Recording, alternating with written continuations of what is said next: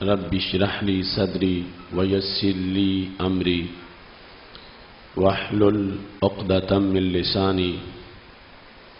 يفقهوا قولي. الحمد لله وحده والصلاة والسلام على من لا نبي بعده وعلى آله وأصحابه الذين أوفوا عهده. اما بعد فاعوذ باللہ من الشیطان الرجیم. بسم اللہ الرحمن الرحیم.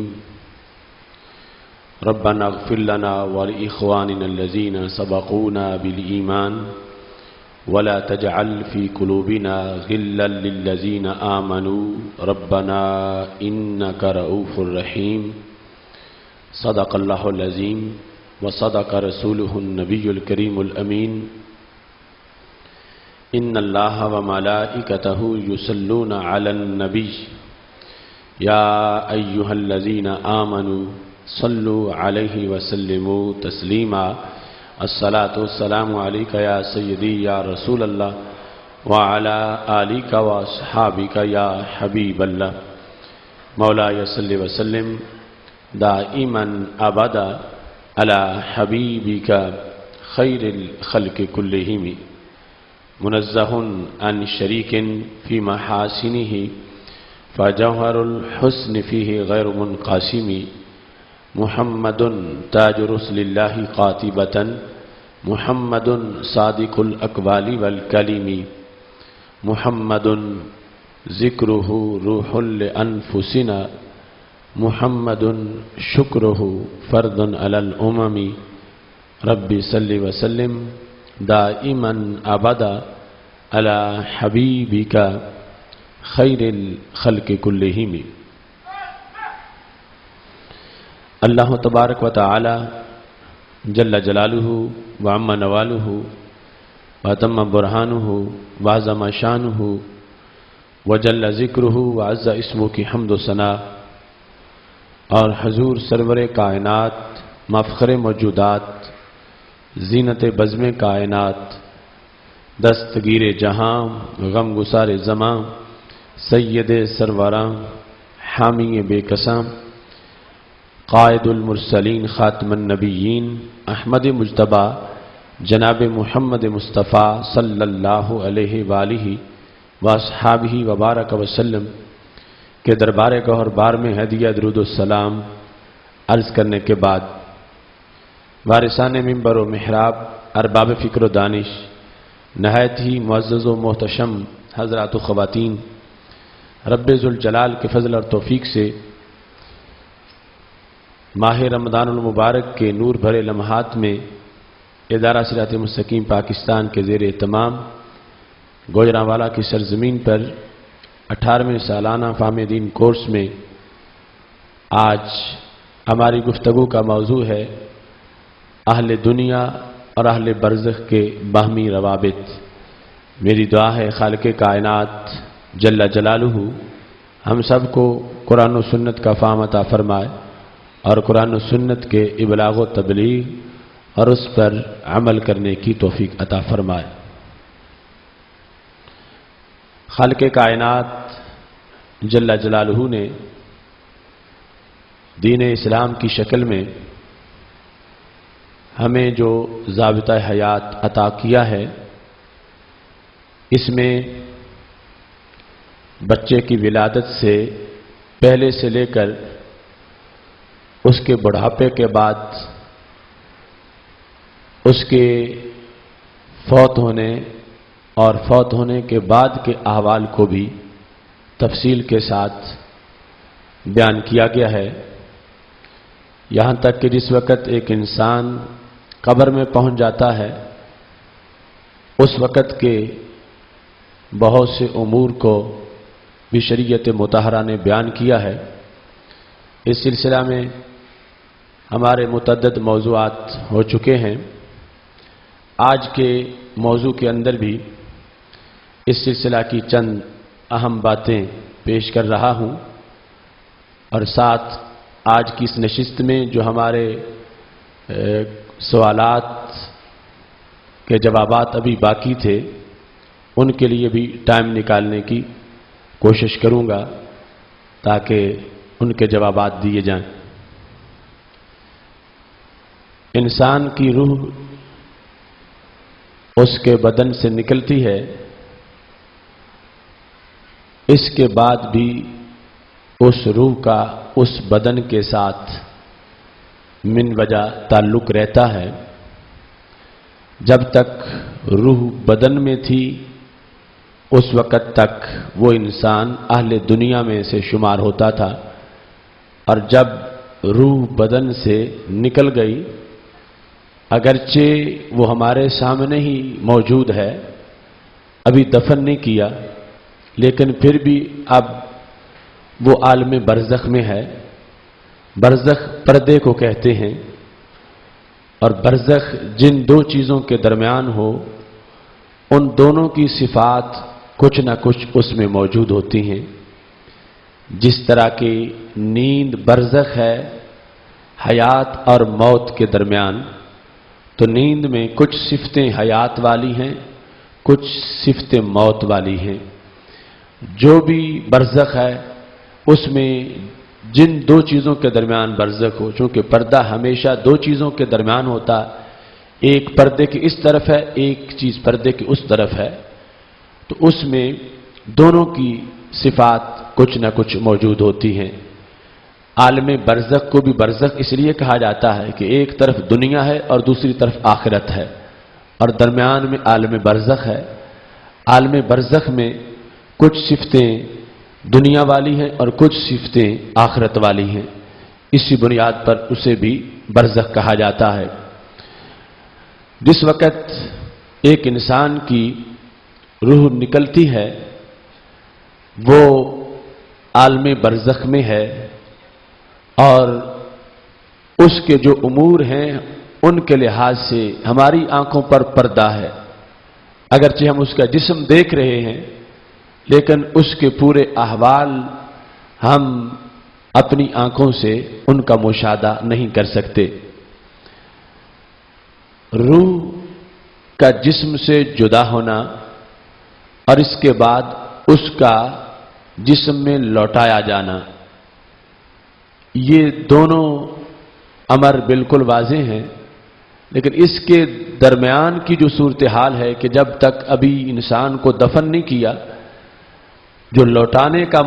وقت ہے تب ہے جب انسان قبر میں پہنچ جاتا ہے، وہاں پر ہے تعاد روحہ فی جسدہ، اس کی روح کو جسم میں لوٹا دیا جاتا ہے۔ لیکن اس سے پہلے بھی اس کی روح کا تعلق جسم کے ساتھ برقرار رہتا ہے، اور ہمیں وہ فوت شدہ نظر آ رہا ہے چونکہ ہمارے اس کے درمیان پردہ ہے، اور ہم اس کی کیفیت کو کمحقہ مشاہدہ نہیں کر سکتے۔ اس سلسلہ میں بخاری شریف میں حضرت ابو سعید خدری رضی اللہ تعالی عنہ سے حدیث مروی ہے، جس سے ہم اپنے اس دعوے پر دلیل دے سکتے ہیں کہ جسم سے روح نکل جائے اور ابھی جسم کو دفن بھی نہ کیا ہو، ہمارے سامنے وہ جسم موجود ہو، اس وقت بھی روح کا تعلق اس جسم کے ساتھ من وجہ ضرور ہوتا ہے، اگرچہ برزخ میں ہونے کی وجہ سے ہم اس کی تعلق کو محسوس نہیں کر سکتے۔ اس سلسلہ میں اختلاف کیا گیا کیا جسم کی وفات کے ساتھ روح پہ بھی موت آتی ہے یا نہیں آتی؟ تو اس میں راجح مذہب یہی ہے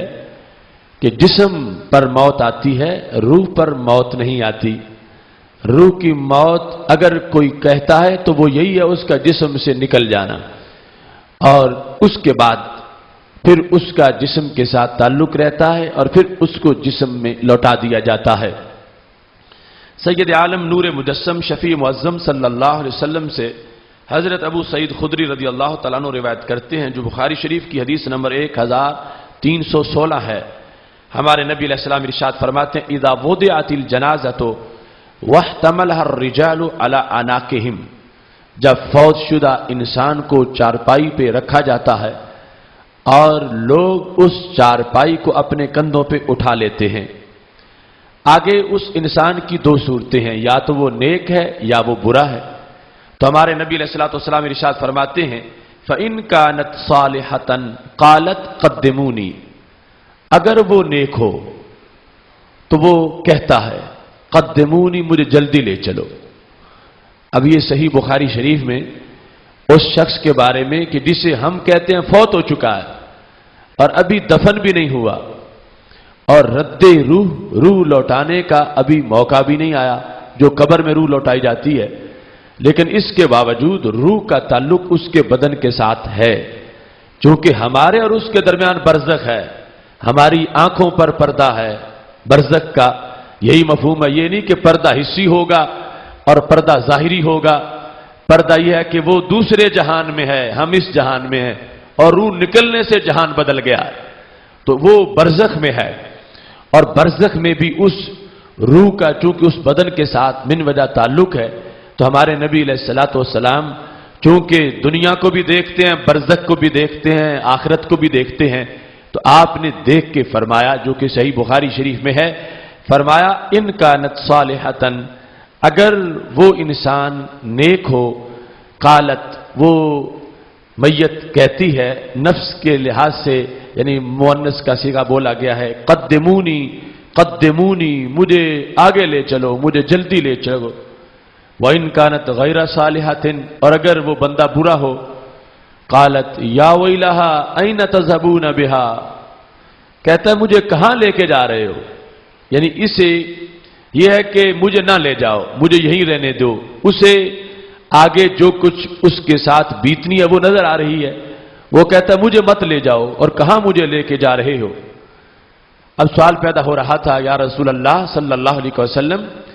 دو آوازیں ہیں اور ان کے لحاظ سے آپ ارشاد فرما رہے ہیں نیک بھی بولتا ہے برا بھی بولتا ہے، اور ہم اگرچہ نہیں سنتے لیکن ہمیں یقین ہے چونکہ ہمارے نبی علیہ السلام کی زبان سے یہ لفظ نکلے ہیں اور ان میں کسی طرح کی شک کی کوئی گنجائش نہیں ہے۔ ہمارے نبی علیہ الصلوۃ والسلام نے وضاحت فرماتے ہوئے فرمایا یسمع صوتها کل شیء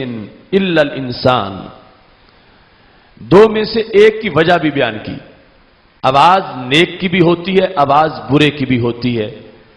برے کی آواز کیوں نہیں سنائی دیتی؟ برے کی آواز کے نہ سنائی دینے کی وجہ ہمارے نبی علیہ السلام نے بیان کی یسمع صوتها کل شیء، اس کی آواز جب وہ چیخ رہا ہوتا ہے کہ کہاں لے جا رہے ہو، کہاں لے جا رہے ہو، مجھے نہ لے جاؤ، اس کی آواز کو ہر شے سنتی ہے، الا الانسان،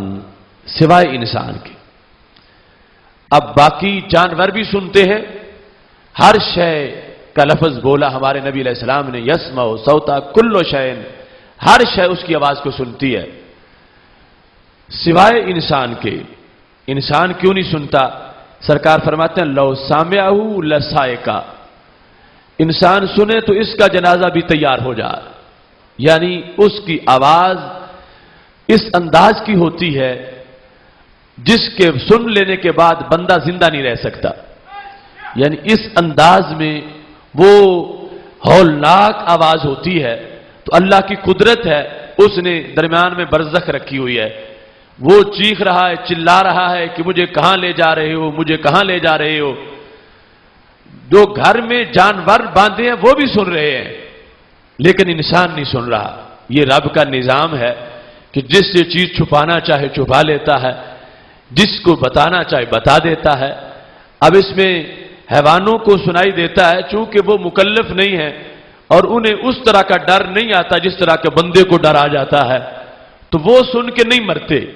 وہ برقرار رہتے ہیں چونکہ وہ حیوان ہیں، ان میں سمجھ ہی نہیں ہے۔ اور انسان عقل والا ہے،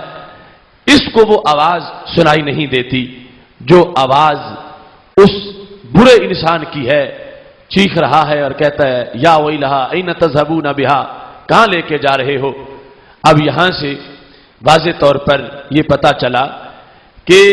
بعد از وفات انسان کی روح کا بدن سے تعلق ہوتا ہے، اگرچہ ابھی روح لوٹائی نہیں گئی جو کہ دفن کے بعد لوٹائی جائے گی، اس حالت میں کہ ہم اس کو بے جان پڑا دیکھ رہے ہیں،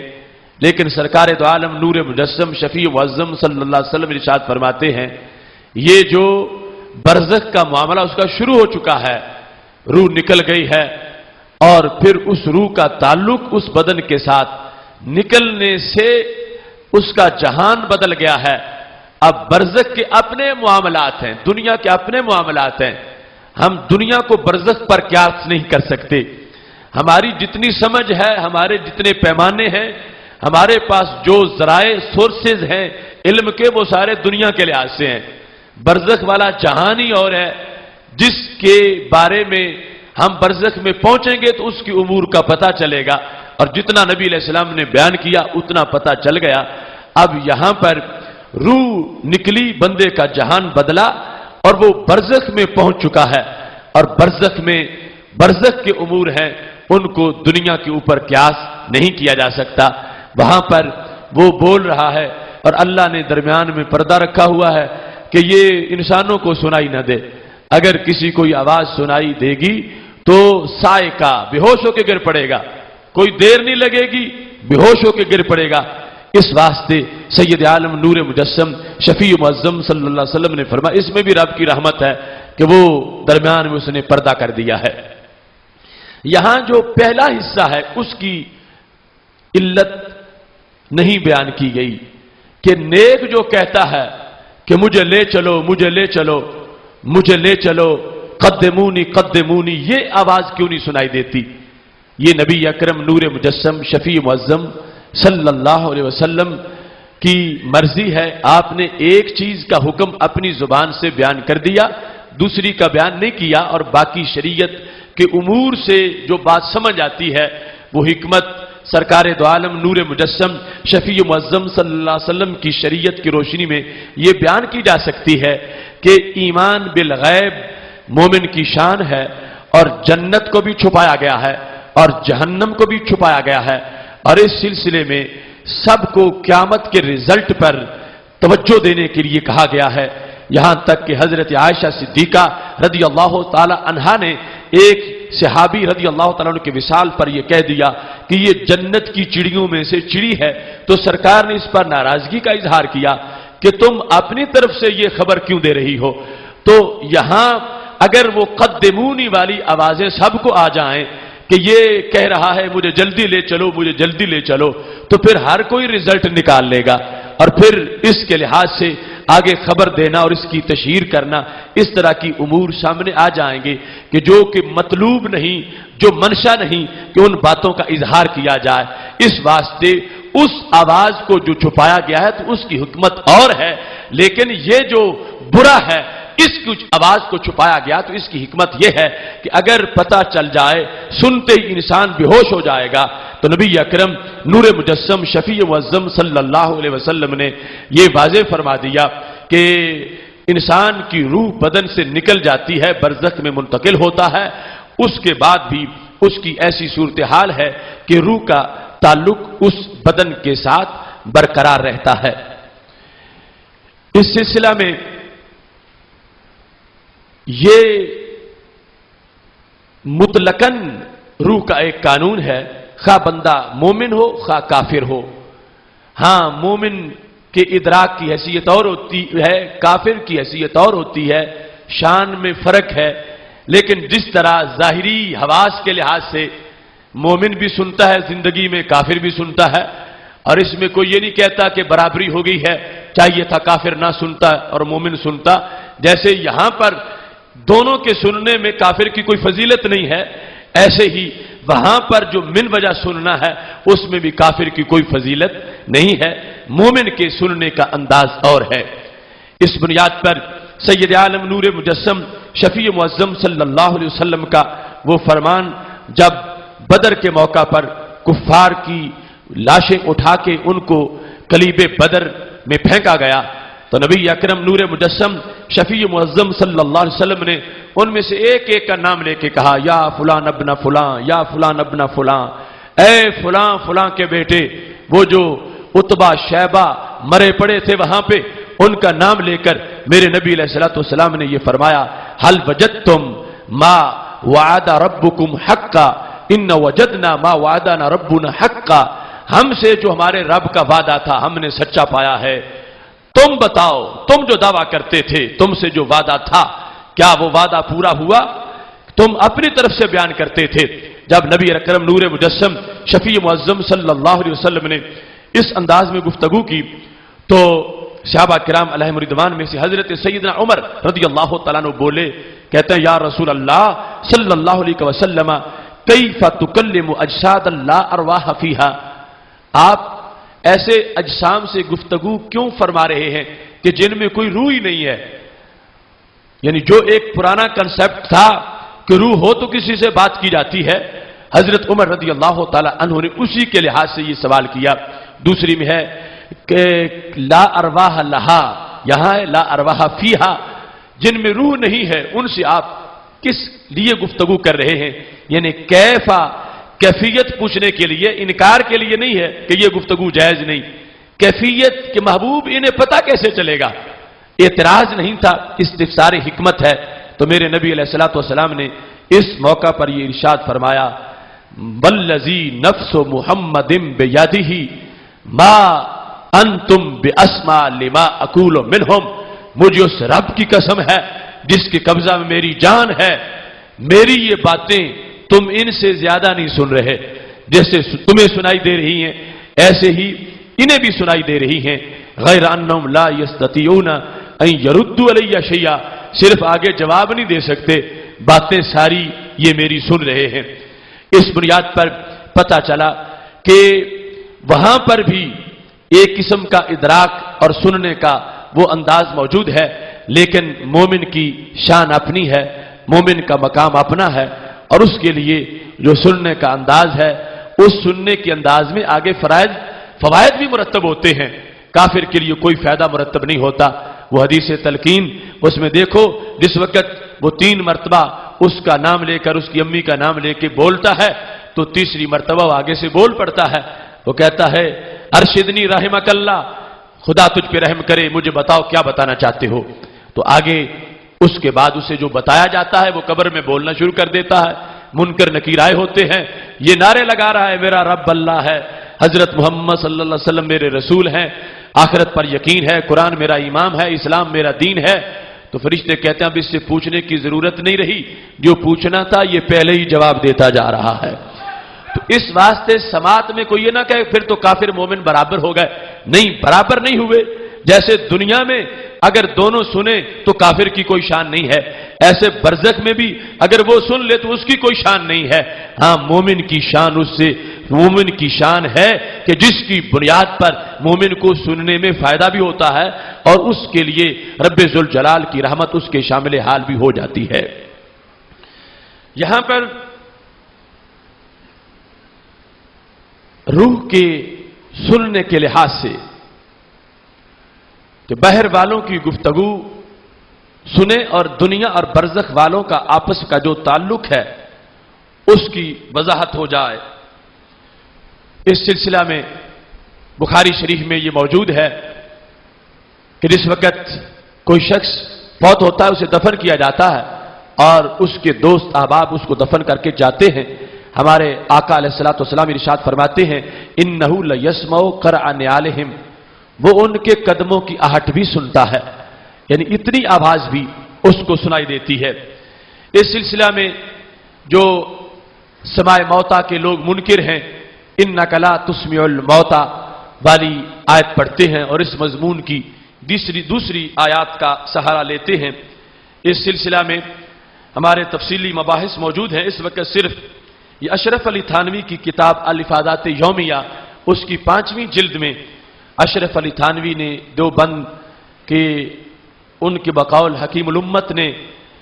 اس بات کو بیان کرتے ہوئے کہا کہ اس آیت سے سماع موتا پر دلیل پیش کرنا جائز ہی نہیں ہے۔ انک لا تسمع الموتى، انہوں نے کہا کہ یہاں پر موتا مردے مراد نہیں ہے، موتا سے مراد چلتے پھرتے کافر ہیں، اور نہیں سنتے سے مراد کیا ہے کہ سن کے قبول نہیں کرتے، یعنی موتا سے مراد قبر والے کا ذکر نہیں کیا، ابو جہل کا ذکر کیا گیا۔ کہ وہ بات سنتا ہے قبول ہی نہیں کرتا، مور لگی ہوئی ہے، تو اس واسطے اس کو موتا سے تشبیہ دی جا رہی ہے۔ یہ صفحہ نمبر 186 پر افادات یومیہ کی 5ویں جلد میں ایک صاحب کے سوال کے جواب میں فرمایا کہ بعض نے نفی سماع موتا پر اس آیت سے استدلال کیا ہے، انکا لا تسمع الموتا، تو کہتا ہے مگر یہ استدلال بالکل ناتمام ہے، اس لیے کہ اس آیت میں موتا سے مراد تشبیہاً کفار ہیں، پس اس سے اتنا ثابت ہوا کہ جیسے کافر نہیں سنتے،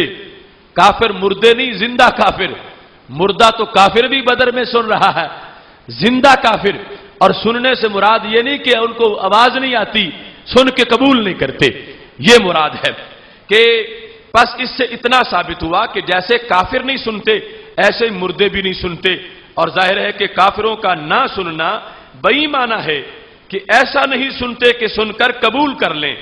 بس اسی طرح مردے بھی ایسا نہیں سنتے کہ سن کر قبول کر لیں، کہ مثلا کوئی جا کر قبرستان میں تبلیغ کرنے لگے تو وہ سن کر اس پر عمل کرنا شروع کر دیں، بس اس معنی کی وجہ سے نہیں سنتے۔ حاصل یہ ہے کہ یہاں دو چیزیں ہیں، ایک مشبہ بھی ہے یعنی موتا جس کے ساتھ تشبیہ دی گئی ہے، اور ایک مشبہ یعنی کفار۔ سو مشبہ بھی کے سما میں تو اختلاف ہے، مگر مشبہ کے سما کا مشاہدہ ہے۔ مشبہ کیا ہے کہ وہ چلتے پھرتے کافر کہ مطلق سما ثابت ہے اور سماع قبول منفی ہے، پس تصحیح تشبیہ کے لیے غیر مشاہد کو مشاہد کی طرف لائیں گے، یعنی عدم سماع موتا کا ویسا ہی ہے جیسے عدم سماع کفار ہے، کہ کفار کا نہ سننا کس لحاظ سے ہے؟ قبول نہ کرنے کے لحاظ سے، آواز ان کو آتی ہے، انہیں پتا چلتا ہے ہمیں کیا کہا جا رہا ہے، یہ وہ سنتے ہیں لیکن سن کے قبول نہیں کرتے، تو یہ ہے مشبہ بھی۔ جس طرح تم کہتے ہو کہ زید شیر ہے، اب زید جو ہے وہ مشبہ ہے، شیر مشبہ بھی ہے کہ زید کو شیر کے ساتھ مشابہت دی گئی ہے۔ یہاں پر جو دنیا سے چلے گئے وہ ہے مشبہ، اور کفار جو دنیا میں موجود ہیں وہ ہے مشبہ بھی۔ تو مشبہ بھی کے اندر کس چیز کی نفی ہے؟ سن کے قبول کرنے کی نفی ہے۔ یہ نہیں کہ جب ان کو تبلیغ کی جائے تو آواز ہی کانوں میں داخل نہیں ہوتی، آواز داخل ہوتی ہے، لیکن مخصوص کفار جنہوں نے نہیں کلمہ پڑھا ان کے لحاظ سے بتایا گیا کہ ان کو سننے کا فائدہ نہیں ہوا، تو ایسے ہی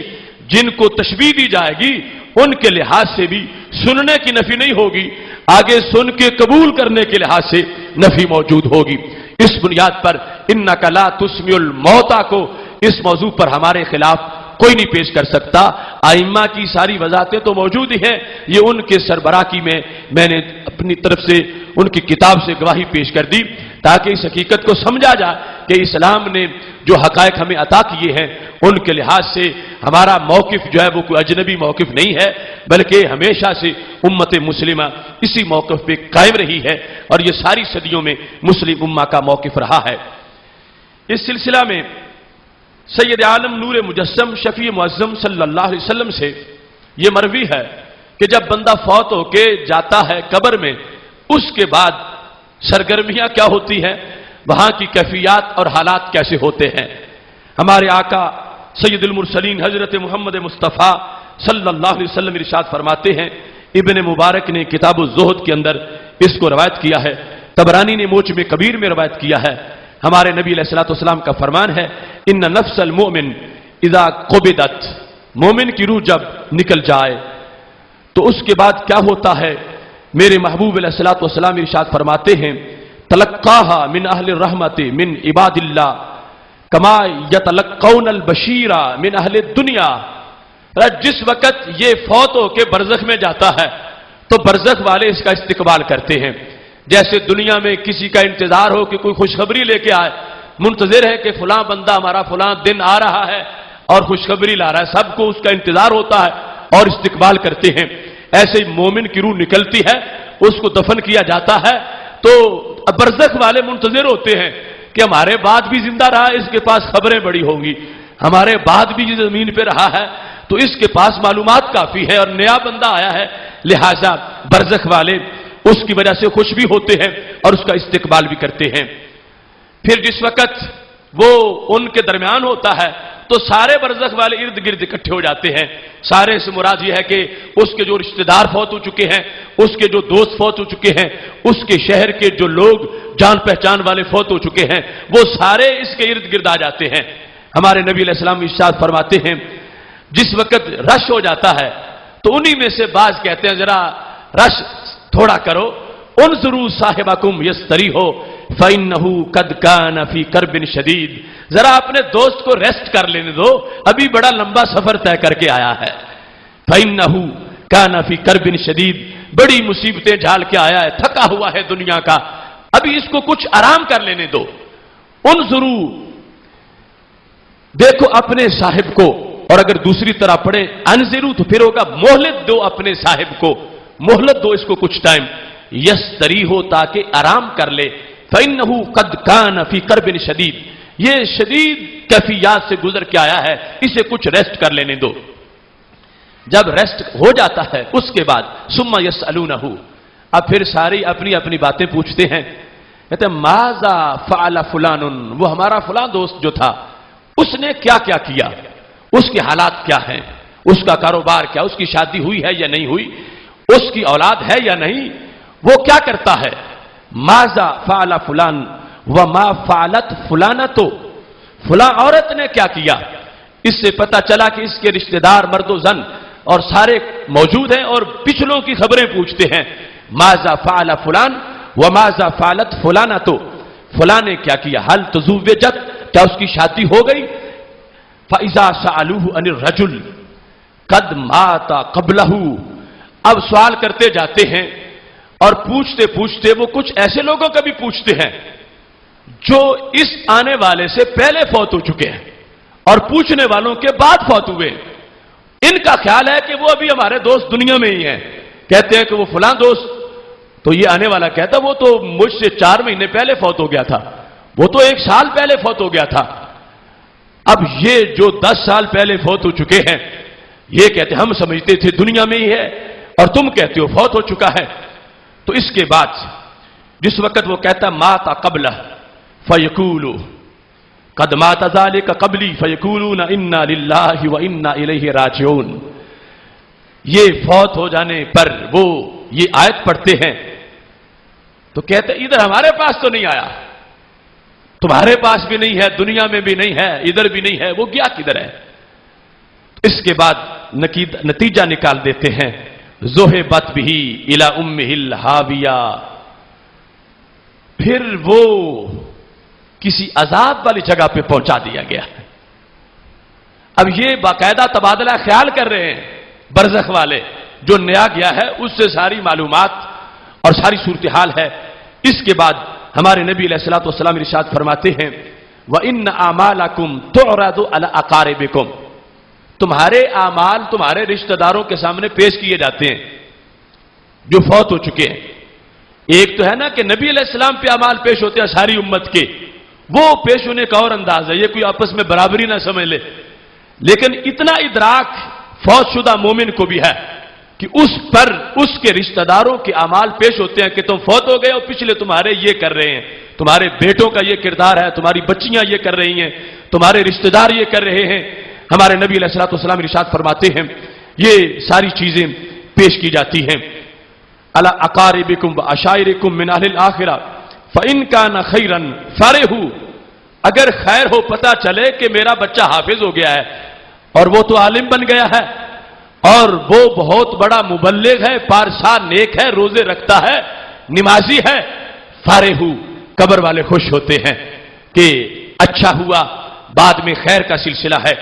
واستبشروا، ایک دوسرے کو مبارکیں دیتے ہیں اور بتاتے ہیں ایک دوسرے کو میرا بچہ حافظ ہو گیا ہے، دوسرا کہتا ہے میرا بھی حافظ ہو گیا ہے۔ اس انداز میں آپس میں یہ خوشخبری سناتے ہیں، بات کرتے ہیں آپس میں۔ وہاں کی محفلیں جو برزخ کی ہیں اور یہ دیکھی ہیں میرے نبی علیہ السلام کی آنکھ نے اور ہمیں بتا دیا ہے، پاک محبوب علیہ الصلوۃ والسلام ارشاد فرماتے ہیں آپس میں جس وقت خوشی ہوتی ہے ان کو کہتے اللہم ھذا فضلک ورحمتک فاتمم نعمتک علیہ، اے اللہ یہ تیرا فضل ہے، تیری نعمت ہے، اور تو اس میرے بچے کو اور بھی اپنا فضل عطا کر دے۔ اور جس وقت پتہ چلتا ہے کہ بچہ پیچھے ڈاکو بن گیا ہے، لٹیرا ہے، فلمیں دیکھتا ہے، شرابی ہے، بد کردار ہے، تو پھر اس کے والد کو قبر میں دکھ ہوتا ہے، اور قبر کے اندر اس کی روح بے چین ہو جاتی ہے اور اسے بڑا افسوس ہوتا ہے۔ تو یہ برزخ میں لینے والوں اور دنیا والوں کے جو روابط ہیں اس کے لحاظ سے میں آپ کے سامنے جو احادیث پیش کر رہا ہوں، ہمارے پاس کوئی ایسے سورسز نہیں ہیں کہ جن کی وجہ سے ہم معلوم کریں کہ برزخ میں کیا ہو رہا ہے۔ ہاں اللہ کے بہت سے بندوں کو کشف بھی ہو جاتا ہے، لیکن یہ جو ظاہری سورسز ہیں ان کے لحاظ سے جب وہ ہمارے سامنے ہو ہمیں کوئی پتہ نہیں چلتا، تو قبر میں چلا جائے پھر ہمیں کیا پتہ چلے گا، کیونکہ سامنے بھی درمیان میں پردہ آ چکا ہے۔ اگر کچے قبر کی مٹی نہیں آئی لیکن پردہ تو پھر بھی آ چکا ہے، اور وہاں کی جو صورتحال ہے وہ یہ فضل و کرم ہے ہمارے آقا صلی اللہ علیہ وسلم کی تعلیمات کا کہ آپ نے سب کچھ بتایا ہے، سند سے ہم تک پہنچا ہے، تو اس کو آگے بیان کر کے سید عالم نور مجسم شفیع معظم صلی اللہ علیہ وسلم کے دین کا جو یہ بھی شعبہ ہے اس کو ہمارے لحاظ سے بھی واضح کرنا، اجاگر کرنا یہ ہماری ذمہ داری ہے، تاکہ اس سے جو مسائل اخذ ہوتے ہیں، جو احکام بنتے ہیں، ان کو سامنے رکھ کے زندگی بسر کی جائے۔ شاید وہ بیٹا جو باپ کی وفات کے بعد بہت بڑا ڈاکو بن گیا، لٹیرا بن گیا، باغی بن گیا، بد کردار بن گیا، اس کو یہ حدیث سنائی دے تو وہ توبہ کر لے کہ میں اپنے باپ کی روح کو تسکین نہیں دے رہا، میں اس کی روح پر بجلی بن کے گر رہا ہوں، اور میرا کردار دیکھ کے میرا باپ کرب محسوس کر رہا ہے قبر میں، تو مجھے کم از کم بعد از وفات تو اس کی روح کو ٹھنڈا کرنا چاہیے اور اس کے لیے بہتر اہتمام کرنا چاہیے۔ اس واسطے اس میں بھی شریعت کے مختلف پہلو موجود ہیں، اسی بنیاد پر ہم نے اس کو موضوع سخن بنایا ہے۔ اس سلسلہ میں سید عالم نور مجسم شفیع معظم صلی اللہ علیہ وسلم کے متعدد فرامین جو ہیں ان میں جو بندہ کسی کی قبر پہ جاتا ہے اور قبر پہ جانے کے لحاظ سے جو قبر پہ کھڑا ہے یہ دنیا میں ہے، قبر والا برزخ میں ہے، ان کے بھی آپس کے تعلقات ہوتے ہیں، اور اس سلسلہ میں میں متعدد موضوعات میں وہ صحیح مسلم شریف کی حدیث پیش کر چکا ہوں کہ حضرت عمر بن عاص رضی اللہ تعالیٰ عنہ کے وصال کا وقت قریب تھا، تو آپ نے اپنی اولاد کو، دوستوں کو، بھائیوں کو یہ نصیحت کی تھی، اذا دفنتمونی شنوا علی التراب شنا، جب تم مجھے دفن کرو گے تو مٹی مجھ پہ آہستہ ڈالنا، لا تصاحبنی ناحیۃ ولا نار، میری چارپائی کے ساتھ کوئی بین کرنے والی روز نہ ہو اور نہ ہی آگ ساتھ رکھی جائے، اور دفن کرو مٹی آہستہ ڈالنا، اور دفن کرنے کے بعد دوڑ لگا کے بھاگ نہ جانا، ثم اقیموا حول قبری، میری قبر کے گرد دائرہ بنا کے کھڑے ہو جانا، قدر ما ينهر جزور ويقسم لحمها، اتنی دیر تک ضرور کھڑے رہنا جتنی دیر میں اونٹ کو پکڑ کے نہر کر کے ذبح کر کے کھال اتار کے گوشت بنا کے بانٹ دیا جاتا ہے، اتنی دیر تک تم میری قبر کے گرد کھڑے رہنا۔ یہ صحابی رسول صلی اللہ علیہ وسلم وصیت کر رہے ہیں جو صحیح مسلم شریف میں موجود ہے، نہ خود توہم پرست ہیں اور نہ پاس بیٹھے ہوئے توہم پرست ہیں، سارے صفہ کے فارغ التحصیل ہیں، اور یہ دین سرکار نے ان کو بتایا ہے کہ باہر والے کا اندر والے سے رابطہ ہوگا، اندر والے کا باہر والے سے رابطہ ہوگا، ورنہ کھڑے رہنے کی نصیحتیں وصیتیں کیوں کرتے؟ صحابی رسول صلی اللہ علیہ وسلم فرما رہے ہیں تم نے کھڑے رہنا ہے، کیوں کھڑے رہنا ہے؟ حتی استأنس بکم وعلم ماذا اراجب رسول ربی، یہاں تک کہ تمہیں دیکھ کے میرا قبر میں دل لگ جائے گا، مجھے انس محسوس ہوگا، وحشت ختم ہو جائے گی، اور یہاں تک کہ مجھے تمہارے ذکر سے پتا چلے گا کہ میں نے منکر نکیر کو جواب کیا دینا ہے۔ تو یہ دو فائدے بیان کیے حضرت عمر بن عاص رضی اللہ تعالیٰ عنہ نے کہ قبر پر تم کھڑے رہو گے تو فائدہ کیا ہوگا کہ تمہاری وجہ سے میں قبر کے اندر مانوس ہو جاؤں گا، میرا دل لگ جائے گا، اور تمہارے پڑھنے کی وجہ سے مجھے جواب دینے میں آسانی ہو جائے گی۔ تو پتہ چلا کہ وہ یہ بتا رہے ہیں یہ نہ سمجھنا کہ مٹی آ گئی ہے میں تمہیں دیکھ نہیں رہا، اور مٹی آ گئی ہے اور میں تمہاری باتیں سن نہیں رہا، میں اندر بھی تمہیں دیکھوں گا، ورنہ دل کیسے لگے، باہر والا نظر نہ آئے تو کھڑے رہنا چلے جانا برابر تھا، پڑھتے رہنا نہ پڑھنا برابر تھا۔ وہ کہتے ہیں ضروری ہے اتنی دیر ضرور کھڑے رہنا تاکہ قبر میں میرا دل لگ جائے اور میں جان لوں کہ میں نے منکر نکیر کو جواب کیا دینا ہے۔ تو یہ دنیا اور برزخ والوں کا جو باہمی رابطہ ہے یہ موضوع ہے صحابہ کی زبان کا، اور انہیں پرابلم نہیں تھا کوئی، وہ اس لیے بتا رہے تھے کہ ان کے پاس ایک امانت تھی شریعت کی،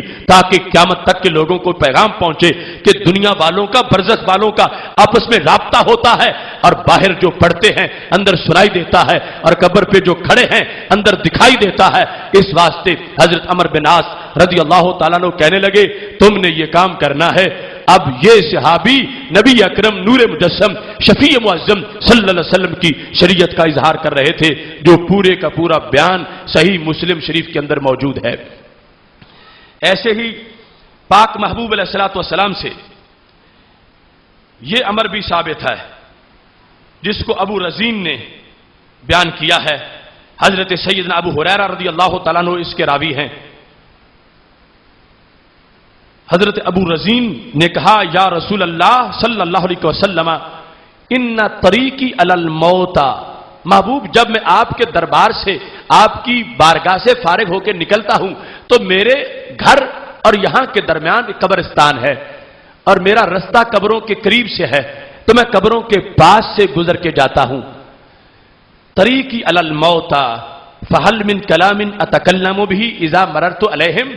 تو کیا کوئی ایسا ذکر ہے، کوئی ایسی گفتگو کہ جب میں ان کے پاس سے گزرنے لگوں تو میں وہ باتیں کیا کروں ان سے، اور میں ایسا کلام کروں؟ تو نبی اکرم نور مجسم شفیع معظم صلی اللہ علیہ وسلم نے ارشاد فرمایا قل، تم کہو السلام علیکم یا اہل القبور من المسلمین والمومنین، اے مسلمانوں مومنین کے قبروں والو، تم پہ رب کا سلام ہو۔ تم قبروں کے پاس سے گزرتے ہو تو یہ انہیں کہا کرو السلام علیکم یا اہل القبور من المسلمین والمومنین انتم لنا سلف ونحن لکم تبع، تم ہمارے پہلے ہو، ہم تمہارے پچھلے ہیں، اور ہم تمہارے پیچھے آ رہے ہیں۔ اور اس کے ساتھ یہ کہو انا انشاء اللہ بکم لاحقون، اور ہم اگر رب نے چاہا تو تمہارے ساتھ ملنے والے ہیں۔ جس وقت نبی اکرم نور مجسم شفیع معظم صلی اللہ علیہ وسلم نے یہ کلمات بتائے، جو کہ حدیث کی ساری کتابوں میں مختلف لفظوں سے موجود ہیں، لیکن اس حوالے میں یہ ہے کہ حضرت ابو رزین نے کہا یا رسول اللہ صلی اللہ علیہ وسلم یسمعون، کیا جب میں ان کو یا کے ساتھ ندا کروں گا، یا اہل القبور السلام علیکم یا اہل القبور کہوں گا، السلام علیکم یا اہل القبور کہوں گا، تو کیا وہ سنیں گے میری بات کو؟ یہ حضرت ابو رزین رضی اللہ تعالیٰ عنہ نے پوچھا، تو نبی اکرم نور مجسم شفیع معظم صلی اللہ علیہ وسلم نے جواب میں فرمایا یسمعون، ہاں وہ سنتے ہیں، تم ایسا کہو گے وہ سنیں گے۔ اور اس کے ساتھ فرمایا وَلَٰكِن لَّا يَسْتَطِيعُونَ أَن يُجِيبُوا، صرف جواب نہیں دیتے، سنتے ہیں، یعنی جو عمومی صورتحال ہے اس کے لحاظ سے ہمارے آقا صلی اللہ علیہ وسلم نے یہ ارشاد فرما دیا۔ اور ساتھ ہی فرمایا ابو رزین افسوس نہ کرنا کہ سلام کہہ رہا ہوں اور جواب کوئی نہیں دے رہا، بس سنتے ہیں وہ سلام، اور جواب کا بندوبست بھی بڑا اچھا ہے۔ فرمایا ابو رزین الا ترضى ان يرد عليك من الملائکہ، کیا تمہیں پسند نہیں ہے کہ فرشتے آگے سے جواب دیتے رہیں؟ تم کہو وہ سنیں گے، اور تمہارے لیے جواب کا بھی اہتمام ہوگا۔ اور اس میں چونکہ کیٹاگریز ہیں، مختلف صورتحال، مختلف انداز ہیں، عام لوگوں کی روحیں، خاص لوگوں کی روحیں، اسی لحاظ سے آگے تفاوت بھی موجود ہے، اور اسی لحاظ سے اس تفاوت پر آگے احکام بھی موجود ہیں۔ ورنہ وہ جامع ترمذی میں حدیث شریف ہے کہ ہمارے نبی علیہ الصلوۃ والسلام کے صحابہ ایک جگہ خیمہ لگا بیٹھے، سمجھتے تھے کہ یہ قبر، یہ ویران جگہ ہے اور کہاں یہاں کوئی رہتا نہیں ہے، لیکن اذن فی انسان یقرأ سورۃ تبارک الذی بیدہ الملک، اندر قبر میں کوئی انکاری صاحب تھے اور وہ سورہ ملک کی تلاوت کر رہے تھے۔ اب وہ آواز تو باہر سنائی دے رہی تھی، تو پتہ چلا آواز اندر کی بھی باہر آ سکتی ہے۔ حتی ختمہا، صحابہ کہتے ہیں کہ 2-4 آیتیں نہیں پڑھی، پوری سورہ ملک بھی پڑھ دی ہے۔ اور پھر صحابہ سے نے سرکار دو عالم صلی اللہ علیہ وسلم سے آ کے پوچھا ہے، تو ہمارے نبی علیہ السلام نے انکار نہیں کیا کہ نہیں اندر سے آواز نہیں آ سکتی، فرمایا آتی ہے، ہی المانعۃ ہی المنجیۃ تنجی من عذاب اللہ۔ یہ سورہ ملک کا کمال ہے، جو دنیا میں پڑھتا رہتا ہے وہ قبر میں بھی جا کے پڑھتا رہتا ہے۔ اور یہ قبر میں سورہ ملک انسان کو عذاب سے بچاتی ہے اور یہ قلعہ بن جاتی ہے، عذاب کو قبر میں نہیں جانے دیتی۔ تو اس سے پتہ چلا کہ اندر والی آواز بھی باہر آ سکتی ہے، محال نہیں ہے، اور درجات کے لحاظ سے سب کے لیے علیحدہ علیحدہ مرتبہ موجود ہے۔ حضرت عبداللہ بن عباس رضی اللہ تعالی عنہ سے مروی ہے، وہ کہتے ہیں کہ رسول اللہ صلی اللہ علیہ وسلم نے ارشاد فرمایا ہے، ما من احد یمر علی قبر اخیہ المؤمن کان یعرفہ فی الدنیا یسلم علیہ الا عرفہ ورد علیہ السلام،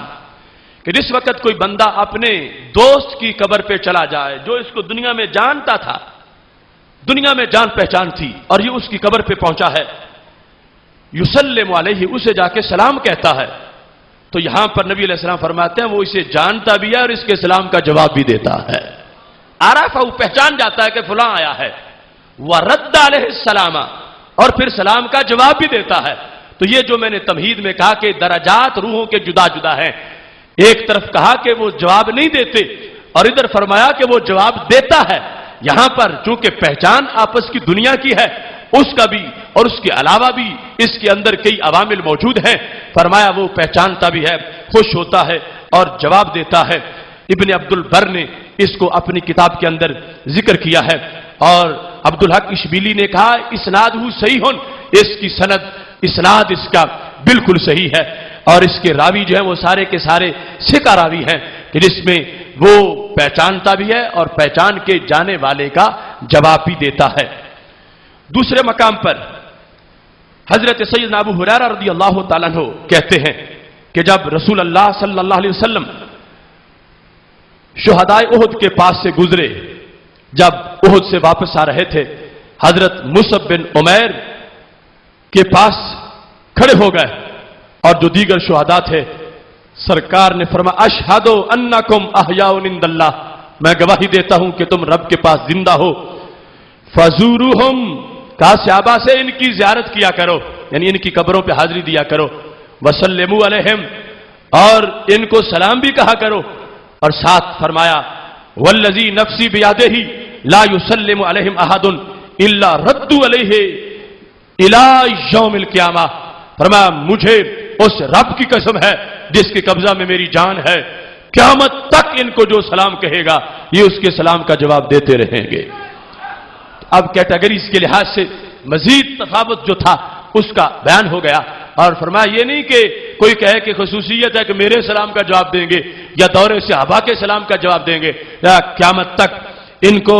جو بھی سلام کہے گا یہ سلام کا جواب دیتے رہیں گے۔ بہقی نے بھی اس کو ذکر کیا ہے، حاکم نے مستدرک کے اندر اس کو ذکر کیا ہے اور صحیح قرار دیا ہے۔ اس بنیاد پر اب یہ دنیا والوں اور برزخ والوں کا رابطہ ہے، آپس میں تعلق ہے، سلام کے جواب کے لحاظ سے سید عالم نور مجسم شفیع معظم صلی اللہ علیہ وسلم نے اس کی مکمل وضاحت فرما دی ہے۔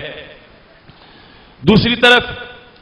سید عالم نور مجسم شفیع معظم صلی اللہ علیہ وسلم سے یہ مروی ہے، حضرت سید عائشہ صدیقہ رضی اللہ تعالیٰ نے اس کی روایت کرتی ہیں، ابن ابی دنیا نے اس کو کتاب القبور میں ذکر کیا ہے، ابن رجب حنبلی نے احوال قبور کے اندر اس کو ذکر کیا ہے کہ نبی اکرم نور مجسم شفیع معظم صلی اللہ علیہ وسلم ارشاد فرماتے ہیں ما من رجل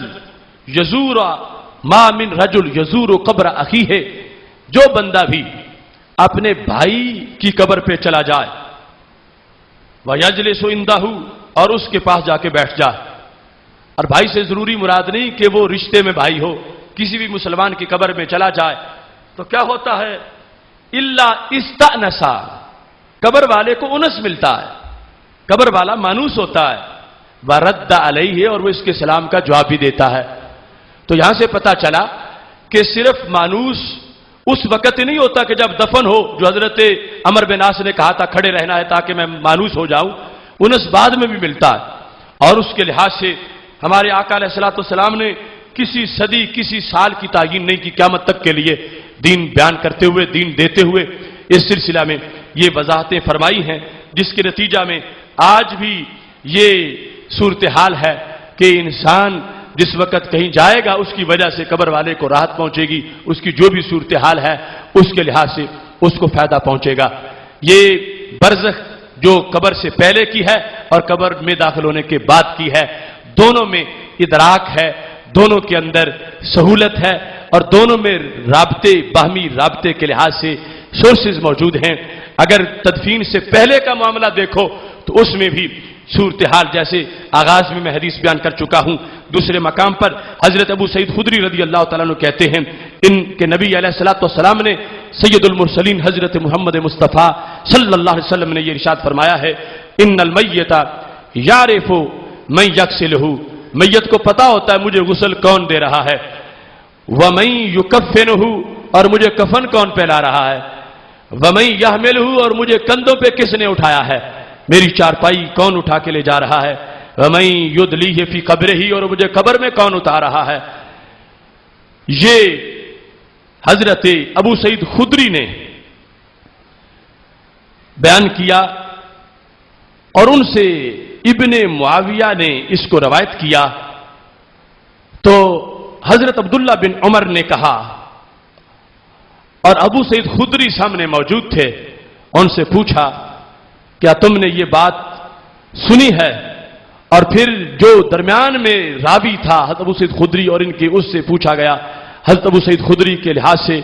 تو اس کے بعد اس راوی نے کہا ہاں میں نے سنی ہے ابو سعید خدری سے۔ تو حضرت عبداللہ بن عمر رضی اللہ تعالیٰ عنہ ابو سعید خدری رضی اللہ تعالیٰ عنہ کے پاس چلے گئے اور ان سے پھر اس بات کی تصدیق کی۔ تو فقال ممن سمعت ھذا، قال ممن سمعت ھذا، ابن عمر نے پوچھا ابو سعید خدری یہ تم نے کس سے سنی کہ تمہارے شاگرد یہ کہتے ہیں کہ تم نے رسول اللہ صلی اللہ علیہ وسلم سے سنی ہے؟ تو انہوں نے کہا من رسول اللہ صلی اللہ علیہ وسلم، میں نے یہ بات نبی علیہ السلام سے سنی ہے۔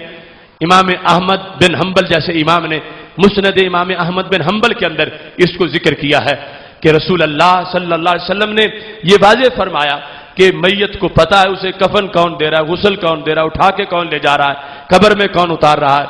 یہ قبر میں داخل ہونے سے پہلے جب ابھی تک روح لوٹائی نہیں گئی، روح کے تعلق کی بنیاد پر یہ ادراک ہے، اور جب قبر ہوتی ہے تو عاد روح فی جسد ہی، روح کو جسم میں واپس کر دیا جاتا ہے۔ اور اس کے بعد کے متعدد امور ہیں جن کو سید عالم نور مجسم شفیع معظم صلی اللہ علیہ وسلم نے اپنی زبان مبارک کے ساتھ بیان کیا ہے۔ یہاں پر یہ ایک آج کے موضوع کا مختصر سا خاکہ میں نے آپ کے سامنے پیش کیا۔ کل انشاءاللہ بڑا اہم موضوع ہے،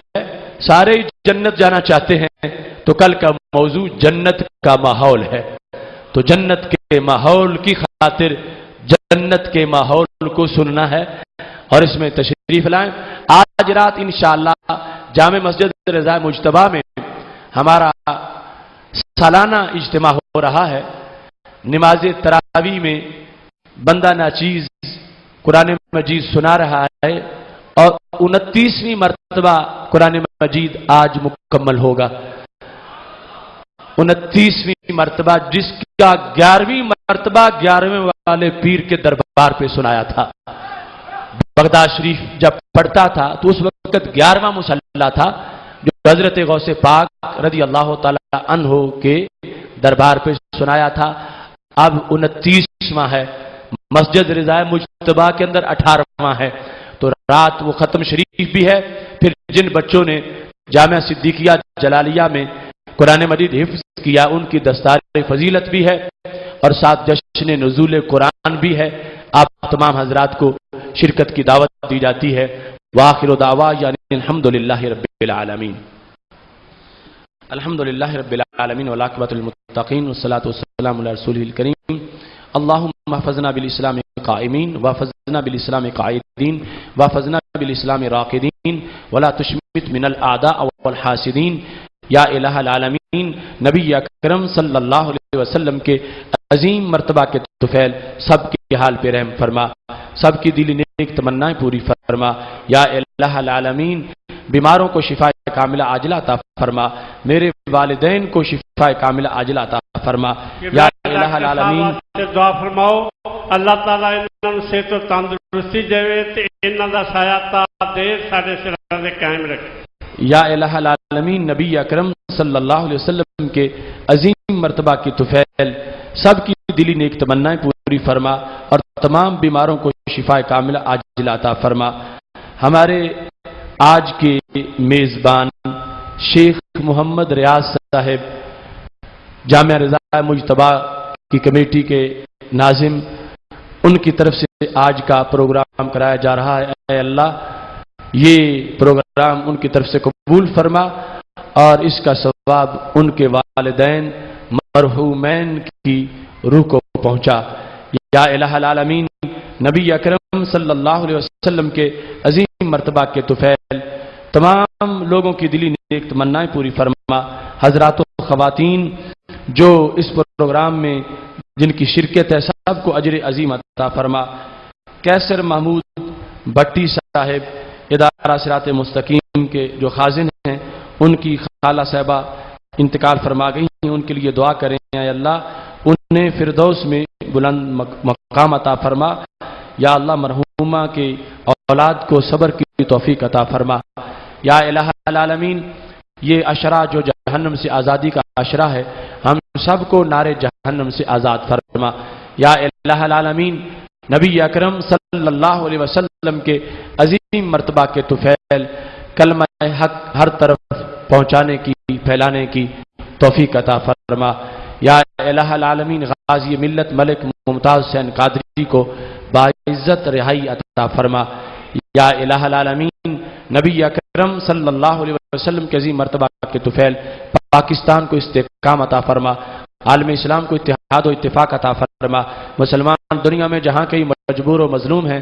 ان کو جبر و ظلم سے نجات عطا فرما۔ یا الہ العالمین، رسول اللہ صلی اللہ علیہ وسلم کے عظیم مرتبہ کے طفیل ہم سب کے